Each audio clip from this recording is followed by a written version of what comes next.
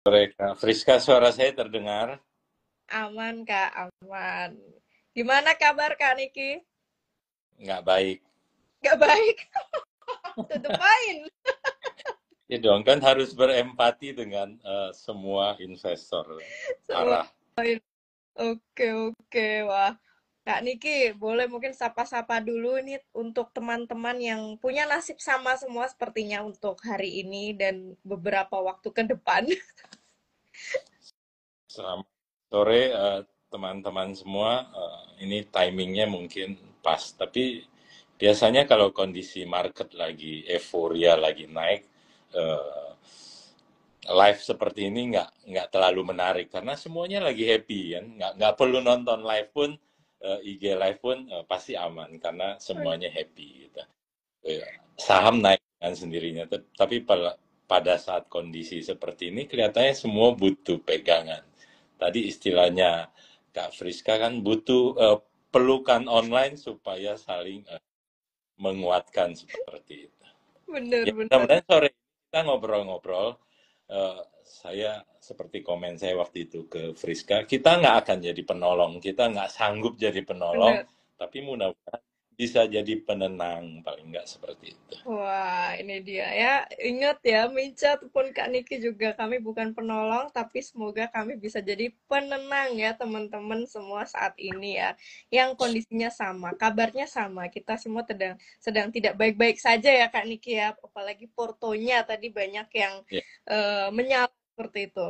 Nah, Kak Niki mungkin yang sudah puluhan tahun di market. Ini harus diperjelas ya teman-teman ya. Ini puluhan tahun teman-teman ya. Bukan seperti teman-teman yang mungkin baru angkatan corona terus langsung shock ya ketika IHSG dihadapkan tumbang seperti sekarang. Bagaimana sih Kak Niki ya sikap awal kita lah ketika atau tiap kali sewaktu-waktu nantinya akan menghadapi IHSG yang seperti ini gitu. Karena tadi disebut puluhan tahun, jadi ya udah apa boleh buat sudah dibongkar rahasia seperti itu ya. Eh, Mungkin saya bahkan sudah ikut lah, sudah ikut merasakan kita bicara krisis puluhan tahun itu sudah berpuluh-puluh tahun dan umumnya yang terjadi kalau saya teman-teman saya bicara dari tahun 98 tua banget gitu ya. Oke, 98 itu krisis tapi itu krisis global kita bicara seperti itu. Global itu seluruh dunia. Kemudian 10 tahun kemudian ada 2008 juga sama yang namanya subprime kalau mengikuti seperti itu di Amerika dan terdampak ke semua. Kemudian yang terbaru kan soal pandemi seperti itu. Kita lewati krisis yang paling besar kira-kira tiga seperti itu. Eh, kita bisa lewati itu semua. Ya, kita bisa lewati tahun terjadinya krisis dan IHSG turun sangat tajam seperti itu dan mungkin bahkan lebih tajam dari saat ini. Kemudian terjadi rebound dan lain-lain. Selalu sejarahnya seperti itu. Tapi saya tidak mengerti kalau saya pribadi teman-teman yang sudah sempat baca tulisan pesimis yang sempat diposting itu, saya tidak tahu, saya merasa bahwa kok saya saat ini tidak seoptimis masa-masa krisis yang terjadi sebelumnya. Seperti itu, saya tidak mengerti. Kebetulan saya sempat beberapa saat lalu buka buka website portal apa saya nggak terlalu ingat, tapi memang dikondisikan tadi atau disebutkan kondisi soal tidak baik-baik saja. Anehnya yang disebut very bearish, sangat bearish, itu adalah Amerika. Amerika tidak baik-baik saja. Oke, global, kiblat seluruh dunia kita tahu. Very bearish seperti itu. Dan selain Amerika, kemudian saya coba cek-cek, negara lain ada yang tetap bullish, ada yang bearish, ada yang very bullish. Indonesia, tahu? Very bearish. Kalau Amerika tidak baik-baik saja, dunia harus mengejas setiap negara terhadap ketidakbaik-baikan Amerika, tapi Indonesia kok ternyata juga very bearish seperti itu. Artinya kita juga tidak baik-baik saja. Saya nggak tahu apa dasar very bearish itu distempelkan ke Indonesia seperti itu. Tapi saya sendiri secara pribadi, entah bukan cenayang, tapi saya merasa ada hal yang memang kok membuat saya pesimis, tidak seoptimis di masa-masa krisis sebelumnya. Masa-masa krisis 2008 atau pada saat pandemi tidak membuat kita menjadi pesimis. Kita tetap berpikir bahwa masih tetap ada jalan keluar walaupun kondisinya mungkin bahkan lebih buruk dari saat ini. Saat ini sebenarnya kalau bicara investor kan bicara fundamental ya. Kalau bicara fundamental, saya patokannya anggap deh ya, Iya. teman-teman, bukan rekomendasi, tapi patokan utama kita adalah the big four bank seperti itu. Tahun lalu semua mencatatkan masih kenaikan 2004. Tahun ini awal tahun rasanya masih tidak buruk-buruk amat, tidak ada krisis terhadap 4 bank besar itu. Kalau kiblat kita seperti itu. Tapi ternyata 4 bank itu yang dihantam paling paling keras kan seperti itu. Itu yang saya rasakan, ada apa dengan kita sih sebenarnya. Jangan tanya saya kenapa, karena saya juga nggak tahu jawabannya. Wah, Pak Niki yang sudah melalui 98, 2008, dan sekarang aja mengatakan seperti itu ya teman-teman ya. Tapi ini bukan berarti harus membuat kita super panik ya. Nah, takutnya Gen Z ini nih, Gen Z yang gampang panik kan nih Pak Niki. Ya, kalau soal panik, kembali saya rasa teman-teman kembali ke apa ya, tujuan kita mulai berinvestasi. Soal panik atau tidak, gitu kan. Mungkin yang saya mau sampaikan sore hari ini dan terkait dengan tulisan beberapa saat lalu adalah apa yang harus dilakukan terhadap pasar saat ini. Mungkin balik lagi, bukan terhadap portofolio saya yang sudah ada. Kalau pertanyaan teman-teman, apa yang harus dilakukan dengan portofolio saya saat ini yang sudah merah-merah itu, saya kembalikan ke tujuan pada saat membeli saham itu. Teman-teman saya sama kok, saya berdarah-darah juga seperti itu. Oke, tapi saya tahu tujuan pada saat saya membeli saham itu adalah untuk titik-titik terserah. Teman-teman isi pada saat membeli saham itu untuk apa? Kalau saya orientasinya jangka panjang ya sudah. Oke, ada krisis seperti ini, krisis dengan tanda kutip. Saya tahu itu untuk jangka panjang saya, bukan untuk beberapa bulan ke depan atau tahun depan. Ya sudah. Yang paling utama saat ini adalah mungkin kalau kita masih punya duit lebih dan lain-lain, apakah saatnya saya serok? Apakah saatnya saya beli lagi dan lain-lain? Nah, itu paling utama yang saya mungkin mau sampaikan di tulisan saya dan mungkin sore hari ini. Apa yang harus saya lakukan? Tadi balik ya, kalau yang sudah ada, kembalikan ke tujuan masing-masing. Tapi kalau saya punya duit lebih, habis THR apalagi, apakah saatnya saya serok atau tidak? Kalau saya pribadi, saya enggak. Oke. Gitu. Saya Oke. tidak lakukan karena saya bukan spekulan, saya bukan petaruh, saya investor. Wis. Dan investor gitu ya. Optimis tetap iya, tapi tidak untuk saat ini di tengah ketidakjelasan, sorry apa buat saya harus sampaikan, ketidakjelasan eh, yang ada di depan mata kita lah kira-kira. Ya, itulah pokoknya.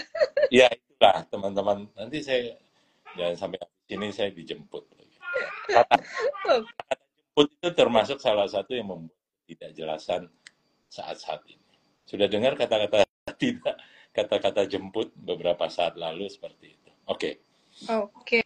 Nah, itu dia kalau spill saat ini ya dari Kak Niki kurang lebih seperti itu. Tapi jujur, Pak Niki saya pun juga saat ini benar-benar diem aja dulu sih gitu. Sebenarnya nggak salah juga ya Pak Niki ya, kalaupun sekarang kita mengambil sikap ya udah diem dan jadi penonton dulu aja gitu. Nggak harus gegabah langsung mungkin yang mau pada cut loss atau kan pada rame-rame di grup-grup itu, aduh CL nggak ini sebelum IHSG makin terjun. Wah, ini yang bikin cemas tuh sebenarnya ya teman-teman pemula nih, yang terutama angkatan corona nih Pak Niki, karena mungkin habis melewati corona terus langsung dihantam seperti ini lagi. Nah kalau dari sisi apa ya, di Pak Niki juga postingannya kemarin ya sesuai dengan yang barusan disampaikan ya, stay in cash ya Pak Niki ya untuk saat ini, belum serok seperti itu, kembali juga ke tujuan investasi teman masing-masing yang saat ini udah punya porto. Tapi bagaimana kita menjaga keyakinan ya, keyakinan kita terhadap pasar modal, karena jujur banyak sekali teman-teman tuh pada DM, ini IHSG tuh gelap gak sih ke depan? jadi jadi mulai memudar gitu, yang tadinya semangat nabung saham segala macem, tapi tiba-tiba ini semangat teman-teman tuh agak mulai ragu gitu Pak Niki. Bagaimana nih kita tetap meyakinkan diri kita ya, pasar modal kita di masa depan in the future tetap tetap punya masa depan gitu, nggak gelap gitu Ya, Pak. saya rasa harapan kita tentunya, ya kalau saya menulis di tulisan itu, harapan kita kan kembali ke pemerintah. Ya kan, kita nggak bisa berdiri sendiri, emiten-emiten itu tidak bisa berdiri sendiri, bursa tidak bisa jalan sendiri tanpa ada dukungan. Ya. Atau paling tidak jangan ada, eh, kalau istilah rekan saya yang lain, pembiaran terhadap kondisi yang sedang terjadi. Kalau saya pakai istilah yang lebih smooth, paling tidak ada keberpihakan seperti itu. Kondisi seperti ini dan lain-lain, paling tidak dari pemerintahan, dari pemerintah, dari lembaga-lembaga yang terkait, menunjukkan kepedulian, keberpihakan terhadap pasar, terutama terhadap para investor retail. Iya kan? Tulang punggung kita kan adalah investor retail, gitu loh. Itu yang harusnya jadi concern juga gitu. Tidak hanya sekedar uh, melihat dalam kacamata yang terlalu luas, tapi harus lihat bahwa berapa banyak sih kita kadang-kadang membanggakan angka jutaan investor retail Indonesia. Tapi pada saat-saat seperti ini, kok nggak ada, nggak ada perhatian terhadap jutaan investor yang pada saat tertentu di sisi lain dibanggakan. Oh, investor retail kita sudah tumbuh sekian banyak dan lain-lain. Pada saat seperti ini mestinya menunjukkan keberpihakan. Tidak selalu bahwa saham harus naik dan lain-lain, tapi memberikan ya paling nggak gambaran, paling nggak hal-hal yang membuat investor lebih confident. Saya tetap stay di pasar. Tadi saya tidak perlu cut loss karena kondisinya ke depan akan seperti ini. Kondisi saat itu saat ini seperti ini dan lain-lain. Hal-hal seperti itu kan akan membuat uh, investor lebih confidence, lebih tenang. Kita susah-susah membangun, menambah jumlah investor retail, tapi di satu sisi tugas paling besar adalah saat-saat seperti ini. Menjaga supaya tetap stay di pasar. Seperti itu. Iya, iya. Ini dia nih ujiannya sekarang, ini ujian investor retail nih, diuji kesabarannya ya, habis corona selesai diuji lagi ya teman-teman, ditambah ini kita lagi puasa, yang lagi puasa, jadi insya Allah pahala sabarnya berkali-kali lipat ya menghadapi IHSG ataupun market saat ini. Oke, aku izin, ini ada pertanyaan ya teman-teman, boleh nanya ke Pak Niki ya, mumpung mumpung beliau susah nih nemuin jadwal beliau tuh. Jadi mumpung sore ini ada ini ya, longgar waktunya, jadi manfaatkan ya untuk bertanya.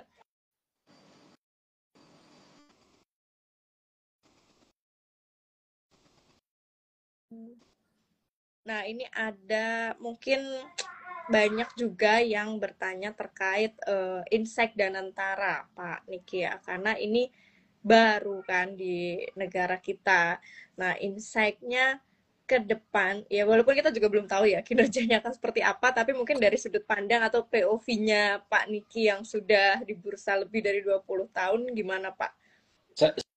Saya tidak pada posisi pro ataupun kontra terhadap Danantara.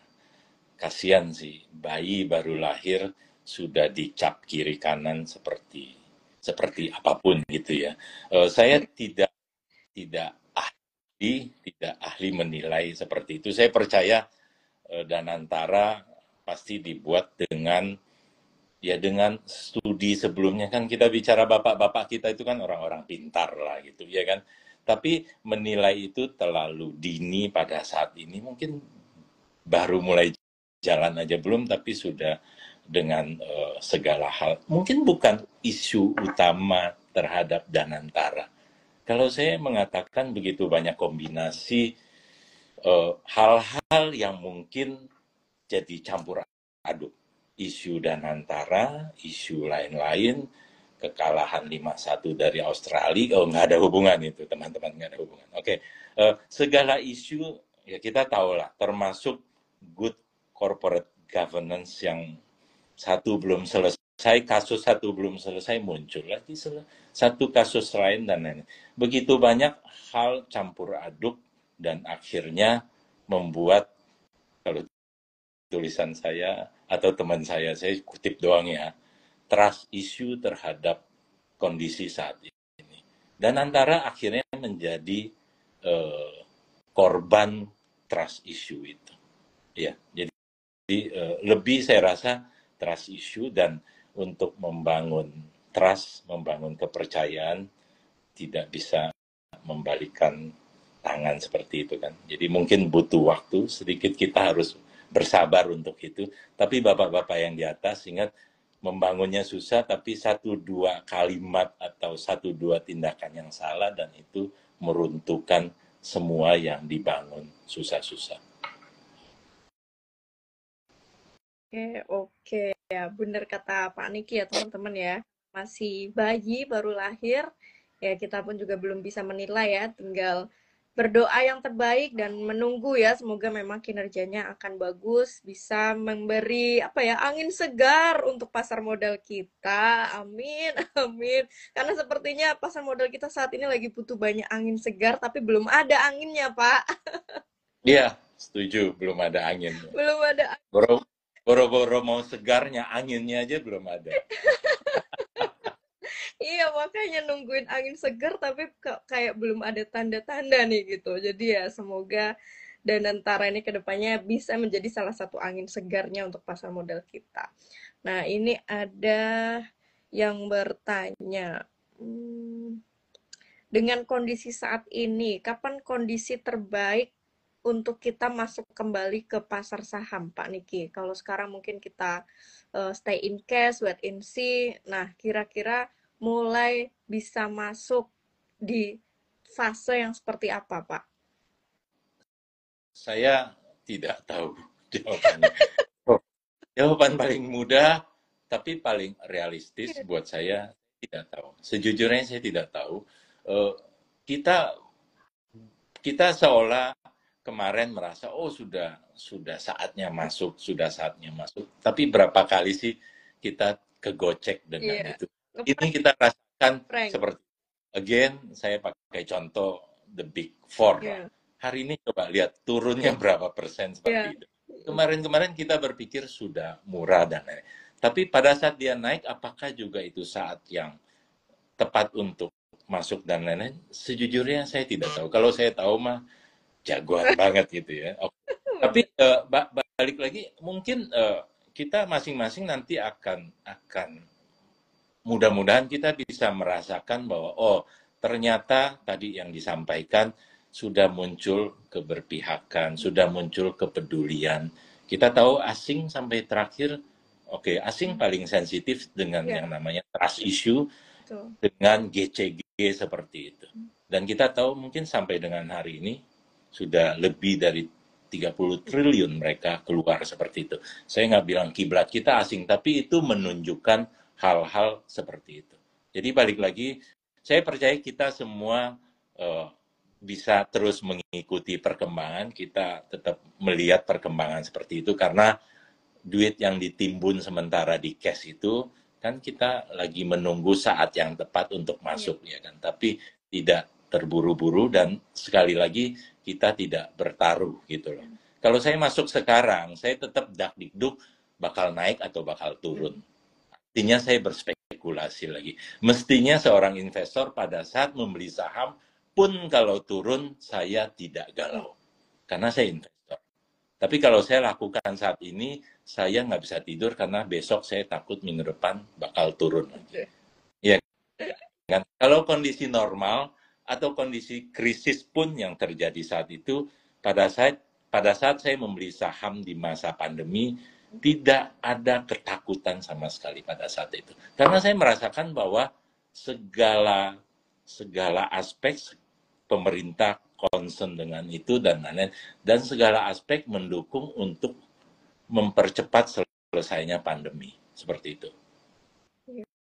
Laporan keuangan kinerja emiten pada saat itu jauh lebih buruk, betul kan? Betul, betul. Pada saat itu kita tetap punya confidence misalnya untuk membeli, dan apa yang terjadi ternyata memang IHSG naik kembali lebih tinggi dari sebelum pandemi. Tapi hari-hari ini yang kita tunggu mungkin itu. Kapan saya nggak tahu, mudah-mudahan pemerintah, lembaga-lembaga cepat-cepat menunjukkan itu. Ya, semoga yang di atas nonton IG live sore ini. Harus. Nanti direkam aja dikirim. Nanti di save ya. Nanti tenang aja teman-teman yang baru join, nanti Mince save bisa ditonton ulang dan di-share sebanyak mungkin ke teman-teman circle investornya ya, biar bisa saling kasih insight dan bukan berarti kami ingin menakut-nakuti, tapi ya sebenarnya pengen menangkan kok, tapi malah jadi pada ini ikut takut semua. Iya, ini nggak menakut-nakuti. Nanti saya tulis lagi, rilis buku lagi gitu. Ada pertanyaan. Oh enggak.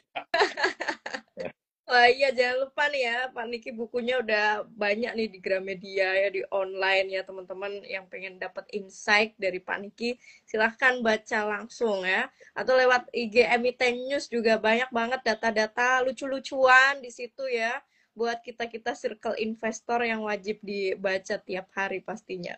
Nah Pak Niki, ada banyak juga nih pertanyaan yang masuk ke DM yang aku perhatiin saat ini. Kira-kira strategi diversifikasi investasi ke instrumen lain apakah terbilang cukup tepat juga, Pak? Karena mereka yang tadi pada mungkin masih insecure dengan saham, memutuskan, aduh, coba inilah amanin aset di instrumen lain. Nah, Ya, kalau Pak Niki sendiri gimana, Pak? Sejauh ini apakah tetap melakukan diversifikasi porto? kalau, Atau gimana? kalau saham di garis ini secara resiko, kita bicara diversifikasi terhadap instrumen yang di bawah saham. Yang di atas saham saya nggak mau sebut nama, nggak mau sebut produk, tapi yang di bawah saham kita bicara tentunya misalnya obligasi. Ada ORI, ada SR yang jelas tiap bulan terima imbal hasil dan lain-lain, atau ya obligasi retail seperti itu, atau reksadana pasar uang tapi seperti itu, atau deposito atau cash. Cash dalam pengertian ya sudah saya endapkan saja Iya, di rekening tabungan saya seperti itu. Jadi kalau saya merasa kalau diversifikasi atau tadi tetap nggak mau rugi, ya nggak mau ruginya jangan jangan naik ke iya, atas gitu loh. Jangan di instrumen yang di resikonya bawah. lebih tinggi daripada saham, ya kan? Lebih baik di bawah seperti itu. Kan kita investor teman-teman. Iya. Hidupnya mestinya tenang, pasar mau seperti apapun harusnya kita tetap bisa kerja Benar. kan seperti itu. Benar-benar. Nah, kalau ada pertanyaan lanjutan nih Pak, saya juga bingung. Saya udah berkali-kali jawab untuk meyakinkan. Ah, percuma investasi di obligasi negara. Pemerintahnya aja dalam tanda kutip lagi kayak gini. Aman nggak, Mice? Banyak yang nanya kayak gitu, Pak. Kan bingung saya jawabnya, Pak. Oh, kalau saya jadi agen penjual obligasi pemerintah atau istilahnya mitra mitra Iya. distribusi seperti itu. Aman kok teman-teman, saya tidak mewakili pemerintah, tapi yang saya tahu bahwa mekanisme terhadap sukuk retail, ori dan lain-lain itu mekanismenya jelas ada di kelembagaan eksekutif dan di kelembagaan legislatif itu kan sudah dalam bentuk undang-undang seperti itu. Jadi ya kita boleh sebut ada trust issue tapi yang nggak mbok sampai semua kita nggak trust gitu Iya. loh. Nggak, tetap saya percaya kalau sampai takut ori, sampai takut sukuk seperti itu ya mungkin jadinya malah takut juga termasuk perbankan, ya kan? Dan itu yang sempat terjadi, kadang-kadang dunia di media sosial terlalu kejam Iya. menyebutkan soal Danantara dikaitkan dengan ras bank-bank BUMN yang buat saya itu hal yang tidak masuk akal gitu. Itu hal yang mestinya tidak Kayak boleh dikaitkan secara ekstrim seperti itu. Bank punya mekanisme sendiri, punya OJK dan BI sebagai pengawas. Jangan dong sampai mengkait-kaitkan dengan karena mereka masuk Danantara dan seolah-olah jadi horor banget gitu. Cerita-cerita seperti itu yang terjadi kan. Dan itu tidak kondusif. Ya mungkin balik lagi segala hal yang jadi gampang banget untuk digoreng saat ini karena itu ya karena kondisinya eh, se ekstrim itu. Oke, terima kasih Pak Niki sudah menenangkan ini ya teman-teman ngerti saham yang sejauh ini mulai pada insecure dengan produk-produk pasar modal ya. Semoga bisa menenangkan ya teman-teman yang udah wah saya udah terlanjur beli SBN ini segala macem tapi ada trust issue pemerintah. Nah, sudah terjawab tadi oleh Kak Niki. Nah, Pak Niki berhubung sudah jam 5 ini waktunya ibu-ibu seperti saya mulai mulai bersiap ke dapur.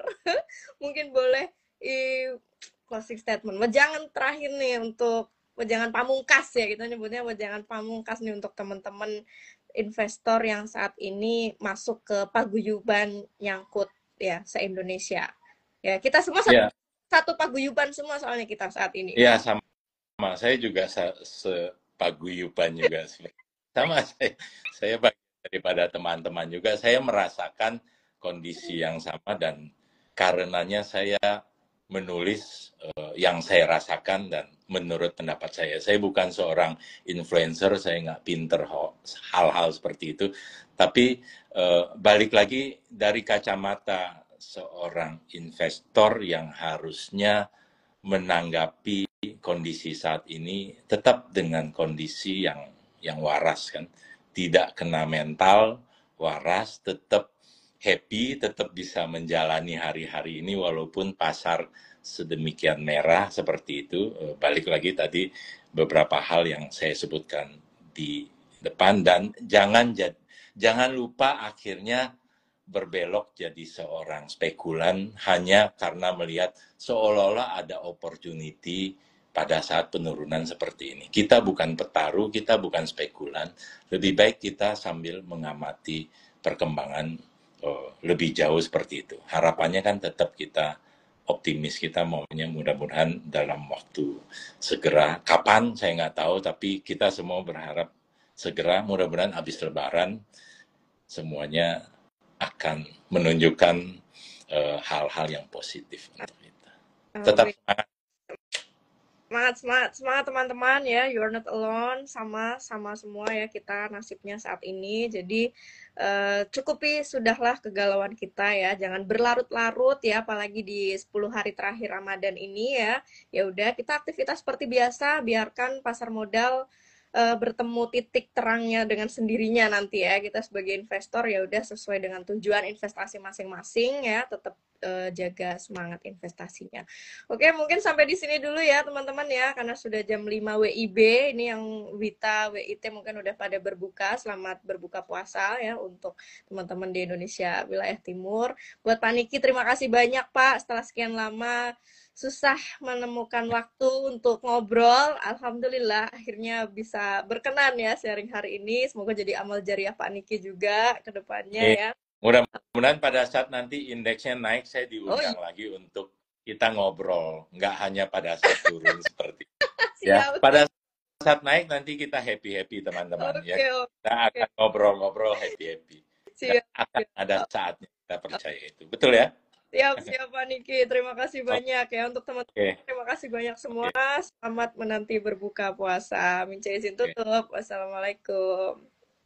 Thank you Pak Thank Niki. you, Rizka. Thank you, teman-teman. Ya teman-teman.